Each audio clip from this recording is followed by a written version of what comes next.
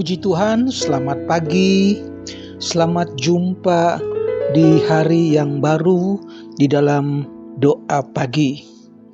Sebelum saya bacakan ayat-ayat firman Tuhan, terlebih dulu kita masuk di dalam doa.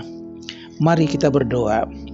Bapa yang baik, kami kenal di dalam nama Tuhan Yesus Kristus. Kami mengucap syukur buat hari yang baru yang Tuhan karuniakan kepada kami. Kami berterima kasih buat penyertaan Tuhan sepanjang hari kemarin.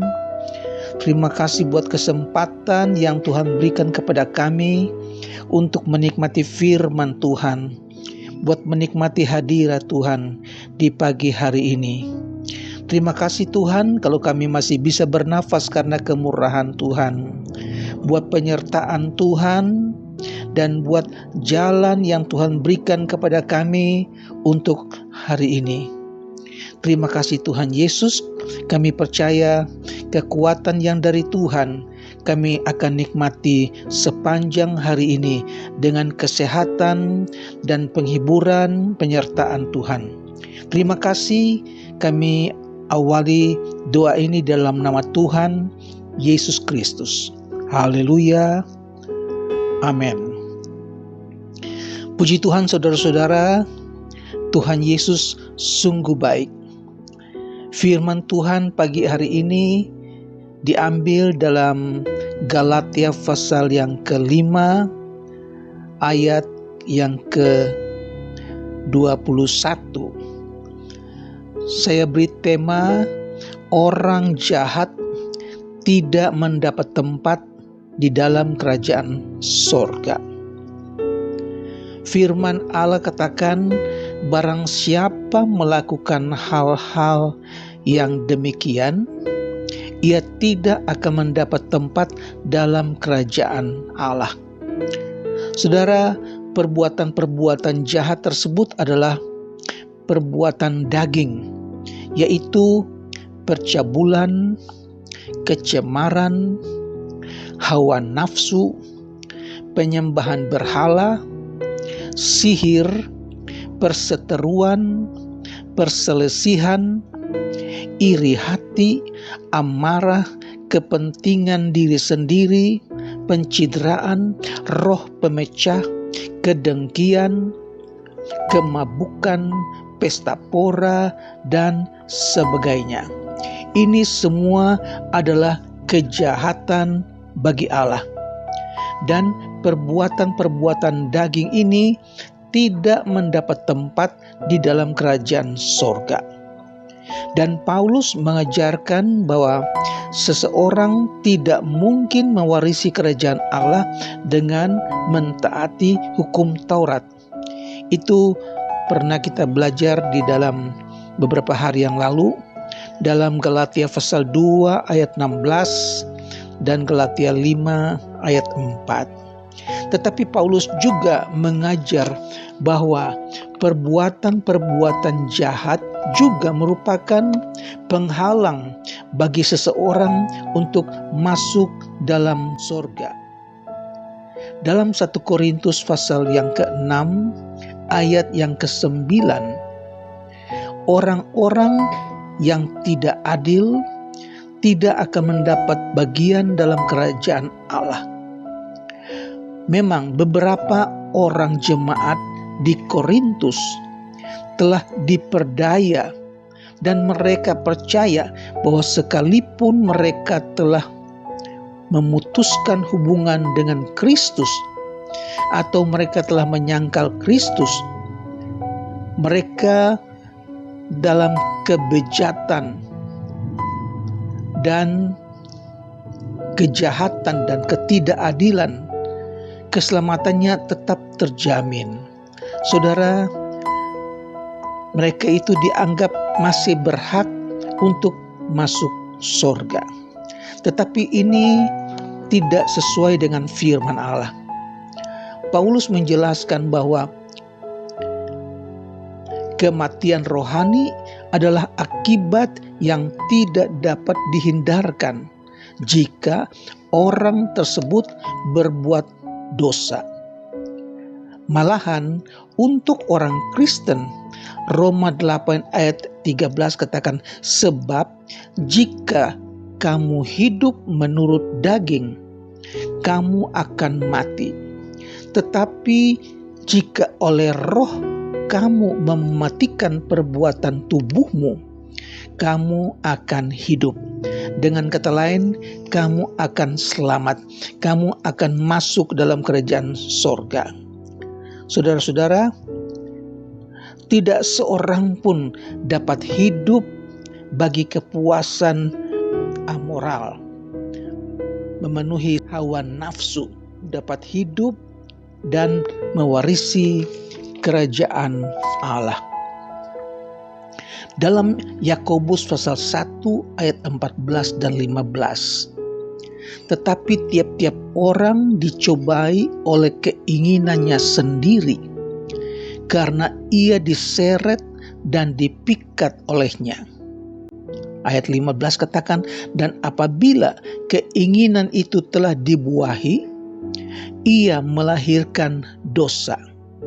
Dan apabila dosa itu sudah matang, ia melahirkan maut.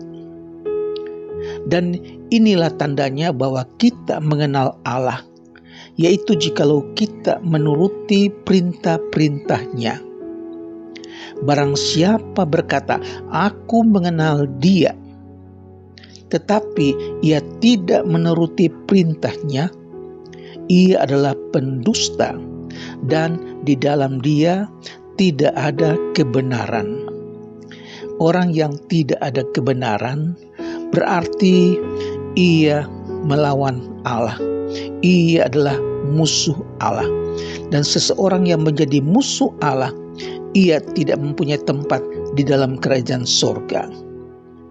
1 Yohanes pasal 2 ayat 1, firman Allah katakan, anak-anakku, hal-hal ini kutuliskan kepada kamu, supaya kamu jangan berbuat dosa.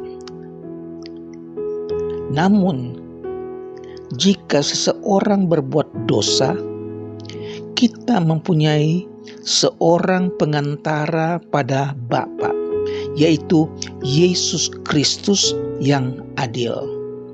Dan ia adalah pendamaian untuk segala dosa kita, dan bukan untuk dosa kita saja, tetapi juga untuk dosa seluruh dunia. Dan inilah tandanya bahwa kita mengenal Allah, yaitu jikalau kita menuruti perintah-perintahnya. Puji Tuhan, Tuhan tolong kita sekalian agar kita tidak tinggal di dalam dosa. Kita dapat menghindari hal-hal yang buruk, hal-hal yang cemar, hal-hal yang berdosa, sehingga kita layak di hadapan Allah. Puji Tuhan, kita adalah orang-orang percaya yang mempunyai penolong kita, yaitu Bapa kita, Roh Kudus. Haleluya. Puji Tuhan, kita harus mentaati perintah-perintah Tuhan sehingga Dia tetap menjadi pendamai antara kita dengan Allah. Untuk itu, kita harus tetap percaya kepada firman Allah, taati firman Allah, melakukan firman Allah, dan itu yang berkenan bagi Allah buat kita. Tuhan kiranya tolong kita sekalian, Tuhan memberkati hidup kita supaya hari ini, besok, dan seterusnya kita akan tetap taati firman Tuhan, melakukan firman Tuhan. Itu tandanya kita mengasihi Tuhan. Puji Tuhan, Tuhan kiranya tolong saudara-saudara sekalian sehingga melihat keadaan dunia yang serba susah, dunia yang semakin gelap karena dosa, kita hanya bersandar kepada kemurahan Tuhan melalui firman Tuhan. Roh Kudus kiranya memimpin, Roh Kudus menuntun hidup kita supaya hidup kita semakin dekat kepada Tuhan. Hidup kita makin melekat kepada Tuhan. Hidup kita makin berkenan kepada Tuhan. Haleluya.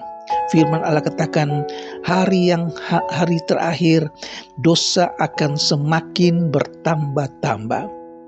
Orang benar tetaplah hidup dalam kebenaran.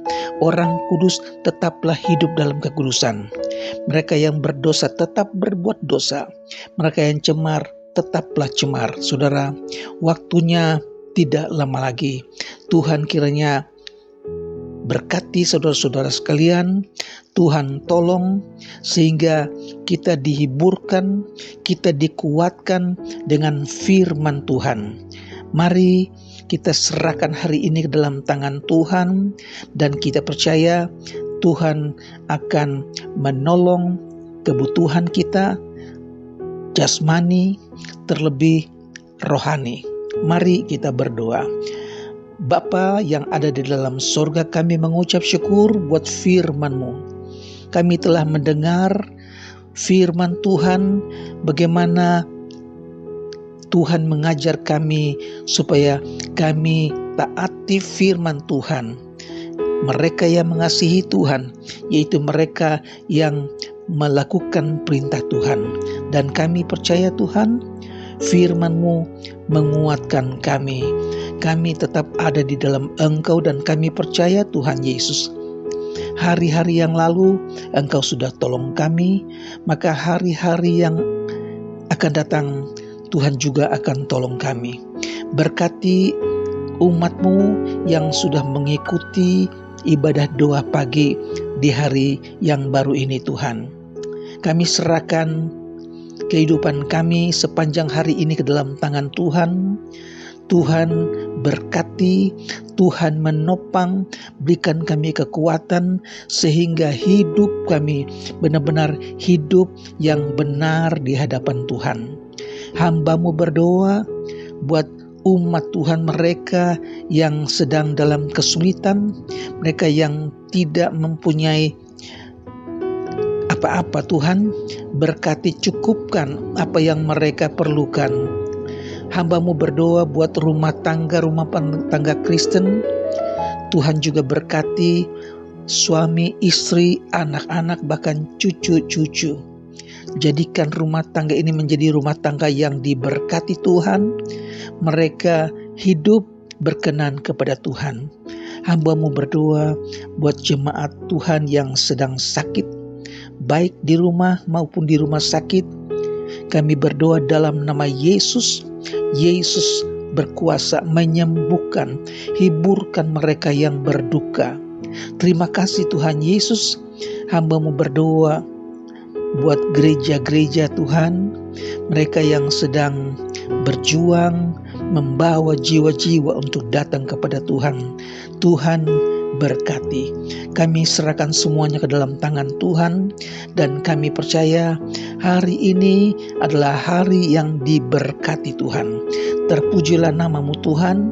Kami serahkan hidup kami serahkan hati kami kepada-Mu Tuhan, dan kami percaya Tuhan akan hantar kami, Tuhan akan pimpin kami, Tuhan akan berkati kami di dalam nama Tuhan Yesus Kristus. Haleluya. Amin. Puji Tuhan. Tuhan memberkati saudara sepanjang hari ini. Selamat beraktivitas. Selamat pagi. Tuhan memberkati. Amin.